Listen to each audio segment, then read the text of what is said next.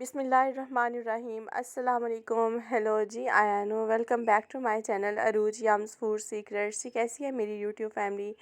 आई hope so कि आप सब अपने घर में बेहतर होंगे, हंसते मुस्कुराते होंगे। जी, आज की वीडियो है कि हम जो है होममेड जो है हेयर ऑयल बनाएंगे, जिससे आपके काले बाल जो है वो बाल जो है जो वाइट हो जाते हैं डाई की वजह से हो जाते हैं, या फिर जो है आजकल वैसे भी छोटे बच्चों के भी बाल जो है वो वाइट हो जाते हैं। उनको हम जो है घर में कैसे जो है वो ब्लैक कर सकते हैं विदाउट किसी डाई के, विदाउट किसी कलर के, विदाउट बालों को डैमेज किए। तो मैंने क्या किया है कि मैंने सरसों का जो है वो तेल ले लिया है। ये तकरीबन जो है एक बोतल है, ये आपके सामने है।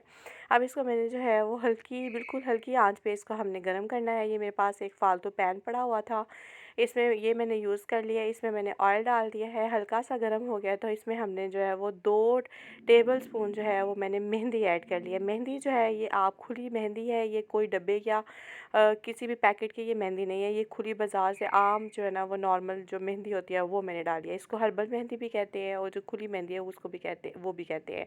अब इस मेहंदी को जो है वो मैंने ऑयल में डाल दिया है। ऑयल को जो है वो मैंने पकाना है, मैंने जलाना नहीं है, ये आपने याद रखना है। अच्छा जी, ये ऐसी रेमेडी है कि आपके जो है वो बाल जो है वो कुदरती तौर पे जो है वो काले हो जाएंगे।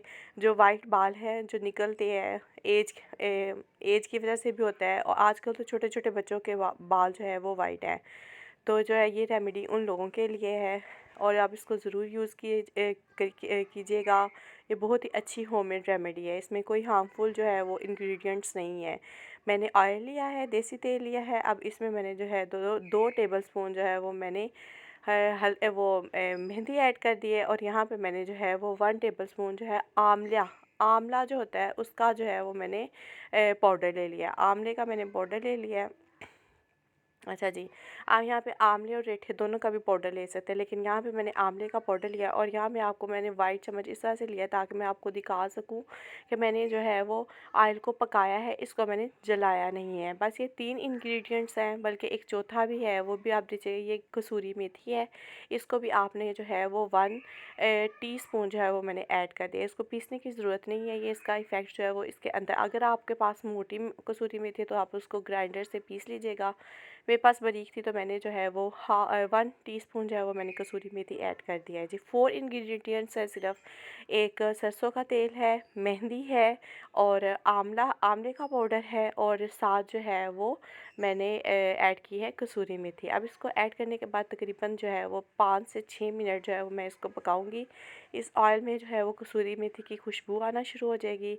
अब यहाँ पे देखें, मैंने वाइट चम्मच इस वजह से लिया ताकि मैं आपको दिखा सकूँ कि इसके साथ साथ जो है वो कैसे इसका कलर जो है वो ऑयल का चेंज हो जाता है। इसको मैं जलाना बिल्कुल नहीं है। सब बार बार मैं आपको कह रही हूँ कि आपने ऑयल को जलाना नहीं है, हल्की आंच में जो है ये आपने सारा प्रोसेस करना है। अच्छा जी, यहाँ पे हमारा ऑयल जो है वो बिल्कुल जो है वो तैयार हो गया है। अब इसको हम जो है वो स्ट्रेन कर लेंगे। अच्छा जी, अगर आप मेरे चैनल पे नए हैं तो प्लीज़ मेरे चैनल को सब्सक्राइब कर लीजिएगा, बेल का बटन दबा दीजिएगा ताकि मेरी आने वाली हर वीडियो की नोटिफिकेशन जो है वो आप तक पहुंच सके। अच्छा जी, आपके घर में कोई पुरानी छन्नी है, स्ट्रेनर है, तो उससे जो है आप इसको जो है वो छान लीजिएगा।